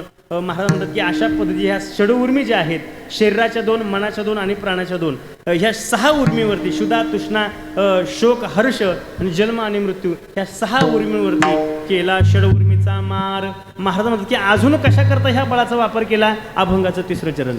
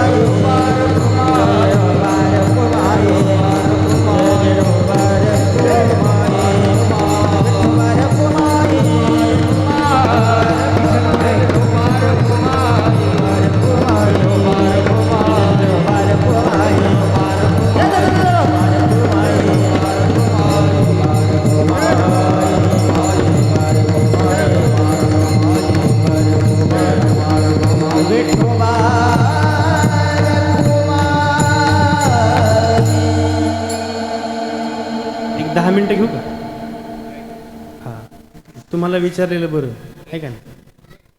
अभंगाच्या 3ऱ्या चरणामध्ये जगद्गुरु तुकोबाराय म्हणतात की ज्या बस कारण अजून 10-15 मिनिटं तुम्ही काय करणार, टाळा घेतला असं अजून बरं झालं. 3ऱ्या चरणामध्ये जगद्गुरु तुकोबाराय बोलतात की ज्या बळानं खऱ्या अर्थानं आम्ही बलवान झालो, त्या बळाचा उपयोग आम्ही जर कशाकरता केला असेल तर दैनंदिन जीवनामध्ये माणसं जर महत्त्व जर कशाला देत असतील, सकाळी उठल्यापासून झोपेपर्यंत जेवढं आपण जे काय करतो त्या सर्वांकरता माणसं लोक काय म्हणतील ह्याच गोष्टीवरती अख्खं आयुष्य घालवतात. जगद्गुरु तुकोबाराय म्हणतात की आम्ही त्याचं वेगळं केलं. काय केलं? जे जन आहे, जे हे शरीर आहे, म्हणजे माणसं आपण ज्या गोष्टीला खऱ्या अर्थानं महत्त्व देतो त्या गोष्टीला जगद्गुरु तुकोबाराय म्हणतात की आम्ही गवताच्या काडीप्रमाणे किंमत दिली. कुणाला? जन तन धन केले तृणाही समान. भजन करा विठ्ठल विठ्ठल विठ्ठल. लोक तुम्ही काही जरी केलं तरी ते ठिकाणी नावच ठेवणार आहे. म्हणजे एखाद्यानं माळ घातली, आतापर्यंत जो पिऊन पडत होता त्यानं चांगली माळ घातली, गंध लावला, तरी लोक त्याला म्हणायला लागली का करून करून भागले ना आता देवपूजेला लागली आहे का नाही. म्हणजे तुम्ही माळ जरी घातली तरी लोक नावं ठेवतात. एखाद्याच्या घरामध्ये जा, लोक म्हणतात की काय घरगुडव्या माणूसारखा आमच्या घरामध्ये येतो. एखाद्याच्या घरी जाऊच नका, माणसं म्हणतात काय अहंकारी माणूस आहे, काय घरी आलं तर काय दुखल काय, याचं काय. एखाद्याबरोबर भरपूर बोला, माणसं म्हणतात जर खापराचं तोंड असतं तर फुटलं असतं. आणि तीच माणसं बोलू नका, माणसं म्हणतात की बोलण्याला काही पैसे पडतात का. म्हणजे काही जरी केलं तरी महाराज जगद्गुरु तुकोबाराय म्हणतात तुका म्हणे हेची ऐका हे वचन आणि तेजोन या जन भक्ती करा, जनाचा विचार करू नका. म्हणून जगद्गुरु तुकोबाराय म्हणतात जनाला गवताच्या काडीप्रमाणे किंमत दिली. दुसरं म्हणजे हे शरीर आहे, शरीराला प्रत्येक जण किंमत देतो. गालावरती एखादी फुटकुळी जरी आली तरी सुद्धा माणसाला झोप येत नाही काही काही माणसांना. शरीराला आपण एवढी किंमत देतो. ज्ञानोबाराय म्हणतात काही जरी केलं हे शरीर जात आघवे, हे नाशिवंत स्वभावे, म्हणून तो या झुंजावी पंडू कुंभरा उपजे ते नासे, नाशिले ते पुनरपी दिसे, हे घटिका यंत्र जैसे परिभ्रमिका. एसीच्या रूममध्ये जरी स्वतःला कोंडून घेतलं तरी तुमचे केस पिकणारच आहेत आहे का नाही. तुमचे दात हे पडणार आहे. तुमच्या शरीराची त्वचा ही अंकुचन त्या ठिकाणी पावतं. दैनंदिन जीवनामध्ये नाश होणं ह्या शरीराचा स्वभाव आहे. हे जगद्गुरु तुकोबारायला आधीच कळल्यामुळं जगद्गुरु तुकोबाराय म्हणतो की ह्या तनाला म्हणजे ह्या शरीराला आम्ही काडीप्रमाणे किंमत दिली. जन तन धन, धनाला म्हणजे पैशाला जगद्गुरु तुकोबाराय म्हणतो की आम्ही किंमत देत नाही. का? जसे धनाच्या बरोबर काही गुण येतात तसं धनाच्या बरोबर काही अनर्थ येतात. भागवतामध्ये नाथबाबा वर्णन करतात नृत्य दंभ काम क्रोध स्मेयो मदहा भेदो वैरम अविश्वास संस्पर्धा व्यसनानीच. धनाच्या पाठीमागे चुकीच्या मार्गाने जर पैसा कमवला तर तो तुमच्या कुटुंबामध्ये फक्त 10 वर्ष त्या ठिकाणी टिकतो. अन्यथा 11व्या वर्षी तो पैसा आपलं रंग दाखवायला सुरुवात करतो. मग त्यानं एकदा रंग दाखवायला सुरुवात केली तर मग बऱ्याचशाच जीवनाचा बेरंग होऊन जातो. मग माणसं विचारतात हे का असं घडतं. चुकीच्या मार्गानं कमवलेलं धन म्हणजे पैसा कमवताना दुःख देतो, सांभाळतानाही दुःख देतो आणि खर्च करताना देखील दुःख देतो. कमवताना तुम्हाला लई बरं वाटतं का एखाद्याच्या शेतामध्ये अख्खा दिवसभर काम करायला बरं वाटत नाही. पैसा कमवताना देखील दुःख देतो, सांभाळताना एखाद्याच्या जवळ आज लाखभर रुपये द्या आणि तो बंडल घरी नेला त्याला म्हणा फक्त झोपून दाखव, झोपू देत नाही. तो सांभाळतानाही दुःख देतो आणि खर्च करताना त्याहीपेक्षा जास्त दुःख देतो. म्हणून ह्या पैशाचे गुण जगद्गुरु तुकोबारायला कळले. म्हणून जगद्गुरु तुकोबाराय म्हणतात जन तन धन केले तृणाही समान. महाराज म्हणतात की याचा फायदा जर काय झाला असेल तर जगद्गुरु तुकोबाराय म्हणतात म्हणजे वैराग्य नावाचं बळानं आम्ही युक्त झालो, ते बळ आम्हाला प्राप्त झालं. आणि त्याचा उपयोग जर आम्ही कशाकरता जर पहिला केला असेल तर लाथाळीला संसार सोडण्याकरता वैराग्य नावाच्या बळाचा उपयोग केला. दुसरी गोष्ट हे प्रत्येक जन्माला आलेला माणूस जन तन आणि धन ह्या गोष्टीमध्ये त्या ठिकाणी गुरफटतोय. वैराग्य नावाच्या बळाचा उपयोग आम्ही त्याच्याकरता केला. या तीनही गोष्टीला गवताच्या काडीप्रमाणे त्या ठिकाणी किंमत दिली. आणि असं वागल्यामुळं आणि असं केल्यामुळे त्याचा फायदा काय झाला. जगद्गुरु तुकोबाराय म्हणतात की तुका म्हणे आता आम्ही मुक्तीची या माथा म्हणजे 4 मुक्तीशास्त्रामध्ये सांगितल्यात. प्रत्येक गोष्ट नाही का, प्रत्येक पुरुषार्थ 4 पुरुषार्थापैकी 4 मुक्तीपैकी एक तरी मुक्ती आपण प्रत्येकानं प्राप्त करावी. हे प्राप्त करण्याकरता प्रत्येक गोष्टीमध्ये साधना वेगवेगळी आहे. पण जगद्गुरु तुकोबाराय म्हणतात फक्त आणि फक्त देवाचं नामचिंतन केलं आणि त्याच्या माध्यमातून आम्हाला जेवढं प्राप्त झालं, आता आम्हाला एवढी अवस्था प्राप्त झाली आहे. मुक्ती काय कावळा शिवल्यावरती होत नाही. हे आपली माणसं थोडीशी लक्षामध्ये घ्या. आपल्या जिथं जिथं दशक्रियेचे कार्यक्रम आम्ही करतो ना, माणसांचं लक्ष प्रवचनकाराक कमी आणि कावळ्याक जास्त. कावळा शिवला का माणसं म्हणतात मुक्त झाला, मोक्ष मिळाला. मोक्ष काही सहजासहजी मिळत नाही महाराज. जिवंतपणे मोक्ष, मोक्ष हे जिवंतपणे मिळवण्याची गोष्ट आहे. ज्या ठिकाणी तुमच्याकडे आयुष्य शिल्लक आहे आणि तुमच्या इच्छा संपल्या त्या दिवशी तुम्हाला मोक्ष मिळाला. मोक्षाची व्याख्याच ही आहे. म्हणजे जगद्गुरु तुकोबराय म्हणतात की तुका म्हणे आता आम्ही मुक्तीची या माथा सलोकता समीपता सायुज्यता आणि सलोकता समीपता स्वरूपता आणि सायुज्यता या 4 मुक्ती आहेत. या आम्हाला नामचिंतनाच्या माध्यमातून एवढं सामर्थ्य प्राप्त झालंय की तुका म्हणे आता आम्ही मुक्तीची या माथा, एवढं सामर्थ्य आम्हाला नामचिंतनाच्या माध्यमातून झालेलं आहे. झालेली सेवा आपल्या सर्वांच्या चरणारविंदी समर्पित करत असताना खऱ्या अर्थानं ज्यांच्या माध्यमातून इथपर्यंत येण्याचा योग झाला ते आपले सर्व चक्रेश्वर मंडळाचे ट्रस्टी असतील. विशेषतः ज्यांना खरंच मला भेटल्याच्या नंतर खूप आनंद वाटला. कारण माणूस हा एकदा जन्माला येत असतो, हे का नाही. आणि एकदा जन्माला आल्याच्या नंतर खऱ्या अर्थानं काहीतरी कार्य असं माणसानं करावं की आयुष्यभर ते लक्षामध्ये राहील. आणि असंच एक महत्त्वाचं कार्य ज्यांच्या माध्यमातून आमच्या गावामध्ये झालं, त्यांच्या आमदारकीच्या काळामध्ये खरं तर आमच्या गावामध्ये एक मोठा पाझर तलावाचं काम झालं.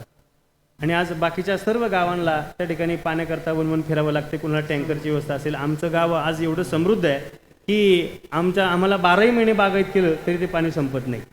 ती फक्त त्यांची साहेबांची कृपा. आदरणीय राम कांडगे साहेब ती या ठिकाणी खरं तर माणसं मोठी झाली का ती कीर्तनामध्ये येत नाहीत. मोठ्या माणसाचं लक्षणच हे आहे.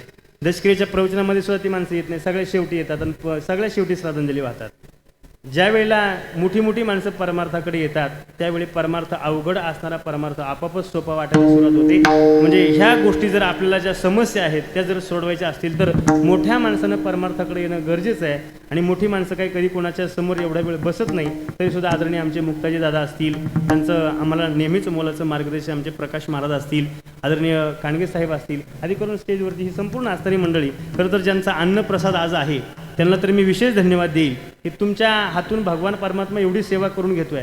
ज्यांचं सौजन्य असेल इथं पत्रवळी उचलण्यापासून तर ही चटया टाकेपर्यंत महिनाभर ज्यांनी सेवा केली असेल, निश्चित पद्धतीनं हा अधिकचा महिना आहे. अधिक जर सेवा जर तुम्ही केली तर अधिक पुण्य त्या ठिकाणी तुम्हाला प्राप्त होईल. अधिक जर अभ्यास केला तर अधिक ज्ञान तुम्हाला प्राप्त होईल. आणि अधिक जर पाप केलं तर ते सुद्धा अधिक पद्धतीने तुम्हाला भोगावं लागेल. मग ज्याचं त्यानं ठरवा. अजून 8-10 दिवस शिल्लक आहे. एखाद्याचा जर गाथा वाचायचा राहिला असेल तर वाचून घ्या. ज्ञानेश्वरी वाचायची इच्छा असेल तर वाचून घ्या. एखाद्याच्या गळ्यामध्ये माळ घालण्याची जर इच्छा आहे तर घालून घ्या. मला हेच कळत नाही, शेवटी मेल्याच्या नंतर माणसं 4-10 गोळा होऊन माळ घालतातच. मग जिवंतपणे आपले आपण घालायला काय हरकत आहे का नाही. आपले आपण घालणं गरजेचं आहे की नाही. ह्या देहाचं महत्त्व ज्याच्याकरता आहे. महाराज म्हणतात की देवे दिला देह भजना गोमटा, त्याचं भजन करण्याकरता त्यानं दिलाय. आता हे उद्योग आपण केले आहे का नाही. हे सगळे उद्योग आपले, त्याच्यामुळे आपल्याला वारंवार त्या ठिकाणी पस्तावा होतोय. कधीतरी आपल्या घरामध्ये काय आवडतं, खाण्याकरता काय आवडतं अशा गृहिणी विचार करतात आणि आपल्याला ते पदार्थ खाण्याकरता येतात. मग कधीतरी आपणही विचार करावं की देवाला काय आवडत असं. महाराज म्हणतात आवडे देवासी तो ऐक प्रकार, नामाचा उच्चार रात्रंदिन, तुळशी माळ गळा, गोपी चंदन टिळा, हृदयी कळवळा वैष्णवांचा. आज प्रेमानंद महाराजांच्या जर तुम्ही फॉलो मध्ये असाल तर तुम्हाला लक्षामध्ये येईल की असं एकही भारतातला माणूस नाही, देशाबाहेरची माणसं आज तिथे येतात ज्यांच्याकडे गडगंज संपत्ती आहे, सर्वात मोठं पद ज्यांच्याकडे आहे, आज ती माणसं परमार्थाच्या समोर झुकतात. असे ज्ञानोबारे आज आपल्या सर्वांचं भाग्य आहे की आळंदी आपल्याला 10-5 किलोमीटरच्या अंतरावरती आहे. कधीतरी चुकून जमलं तर तिथेही फेरफटका मारावा माणसानं. 15-20 किलोमीटरच्या अंतरावरती देहू आहे, तिथंच जमलं तर कधीतरी चुकून जा असं म्हणत नाही, पण चुकून कधीतरी आपण इकडं तिकडं फिरण्यापेक्षा, याची त्याची लग्न पूजन करण्यापेक्षा कधीतरी तिकडं जा, एकदा तिथं जाऊन या, दर्शन घ्या, अनुभव घ्या. अनुभव घेतल्यानंतर एका आंधळ्या व्यक्तीच्या त्या ठिकाणी ज्ञानेश्वरी पाठ आहे. ज्ञानोबाऱ्यांची कृपा जर झाली, महाराज की आजान वृक्षाची पाने जाण, जो भक्षुनी करील अनुष्ठान, ते तर साध्य होय ज्ञान येतं संशय नाही. आंधळ्या माणसाची जर ज्ञानेश्वरी पाठ होत असेल तर देवानं आपल्याला 2-2 डोळे दिले. कशाकरता दिले? हातपाय कशाकरता दिले? या सर्व गोष्टींचं मौल्य आपण सर्वांना ओळखावं. जगाकरता जगाचं काहीतरी आपण देणं लागतो, ह्या हिशोबानं दैनंदिन जीवनामध्ये आपला वापर असावा.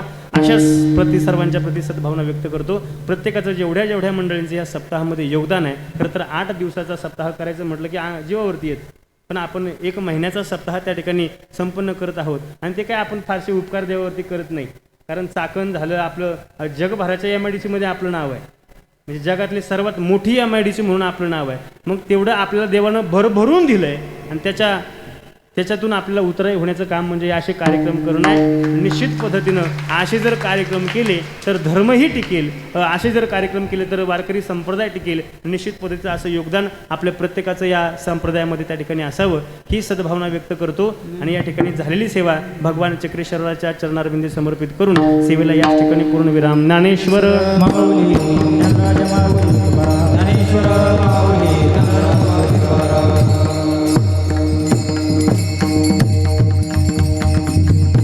बळीयाचे अंकित आम्ही झालो बळीवंत, लाथाळीला हा संसार केला शरवृमीचा मार.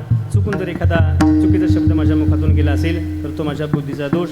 बरोबर जर असेल तर ज्ञानोबरांच्या जवळ राहून जे काही मला साध्य करता आलं, गुरुवारी आदरणीय पृथ्वीराजजी महाराज जाधव असतील, गुरुवारी हरिभक्तपरायण पांडुरंगजी महाराज शितोळे शास्त्री असतील, गुरुवारी आदरणीय देवेंद्रबाबा निंबाळकर असतील, या सर्व गुरुवारांच्या माध्यमातून मला त्या ठिकाणी जसं ज्ञान प्राप्त झालं ते आपल्या सर्वांच्या समोर ठेवलं. अभंगाचा अर्थ असाच असेल नसेल मला काही एवढं माहीत नाही, परंतु जसं मला सांगितलं ते तुम्ही ऐकून घेतलं. नाही एखादा मुद्दा कळला नसेल तर तो परत त्या ठिकाणी आपण विचारू शकता, असं काही नाही. परंतु याच्याही व्यतिरिक्त माणसाचं जीवन आहे हे माणसाला एकदाच मिळतं. फक्त एक छोटीशी कविता म्हणतो आणि थांबतो. एकदा भेटल्याच्या नंतर ते कसं व्यथित करावं याचं उत्तर मी तुम्हाला फक्त सांगून जाईल. आनंद या जीवनाचा सुगंधारी आनंद या जीवनाचा सुगंधारी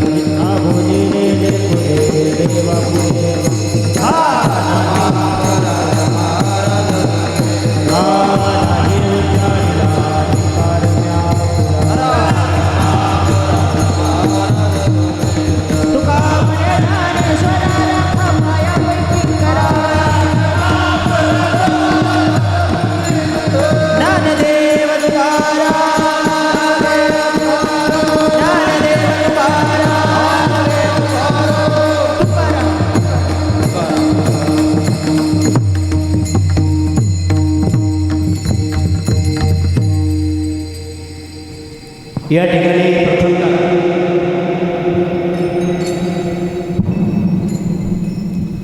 सर्व शिवभक्तांचं पहिल्यापर्यंत बालगोपालांत चक्रेश्वर मंदिर देवस्थानच्या वतीने व भाविकांच्या वतीने प्रथमतः सरचे स्वागत. मला आनंदाने सांगूशी वाटतं की 2 दिवसापूर्वी या ठिकाणी अधिक मास असल्यामुळं पुरणपोळीचं जेवण दिलेलं आहे महाराज महिलांनी. आणि खालून आवाज आला आम्हाला की आम्ही ह्या वेळेला ज्वारीच्या भाकरी बाजरीच्या भाकरी घेऊन येणार आहे. म्हणून मला या ठिकाणी माईकवर सांगूशी वाटलं की येताना ज्वारीच्या भाकरी बाजरीच्या भाकरी घेऊन या. म्हणून प्रथमतः सर्व महिलांचं, पुरुषांचं, बालकांचं चक्रेश्वर मंदिर देवस्थान ट्रस्टच्या वतीने व भाविकांच्या वतीने सरसं स्वागत, अभिनंदन, धन्यवाद. उपस्थित भक्तजनो, धन्यवाद महाराज. या ठिकाणी श्री चक्रेश्वर मंदिर देवस्थान ट्रस्ट चाकण समस्त ग्रामस्थ चाकण 12 वाड्यांच्या आयोजनाने हा शतकाकडे वाटचाल करीत असलेला 99 वर्षाची परंपरा असलेला हा सप्ताह 32वा अधिक मास या ठिकाणी संपन्न होत असताना अखंड हरिनाम पुरुषोत्तम अधिक मास कीर्तन सोहळा संपन्न होत असताना आता एकदम उत्तरार्धाकडे जात आहे. त्या उत्तरार्धाकडे जात असताना आजच्या 24व्या दिवसाची कीर्तनरूपी सेवा मंगळवार दिनांक 9/6/2026 रोजी आज हरिभक्तपरायण धनंजय महाराज रौंदळवाडी यांची अशी सुरेख अशी संपन्न झालेली आहे. आजच्या अन्न प्रसादासाठी देणगीदार जे आहेत श्री बाळासाहेब उर्फ लक्ष्मीकांत मधुकर वाबगावकर, दीप लक्ष्मी ज्वेलर्स, त्याचप्रमाणे कैलासवासी जगन्नाथ गेनभाऊ कांडगे यांच्या स्मरणार्थ श्री अशोक शेठ जगन्नाथ कांडगे, श्री रमेश शेठ जगन्नाथ कांडगे, श्री सुरेश शेठ जगन्नाथ कांडगे, त्याचप्रमाणे श्री खेडकर, श्री नरके, श्री वाळून या सर्व परिवाराच्या वतीने, त्याचप्रमाणे श्री कैलास मुरलीधर थोरवे उद्योजक यांच्या सर्व आयोजनाने हा आजचा अन्नप्रसादाचा मान आहे. सर्वांना विनंती आहे की आपण या ठिकाणी यायचं आहे आणि महाराजांचा यथोचित सन्मान करायचा आहे.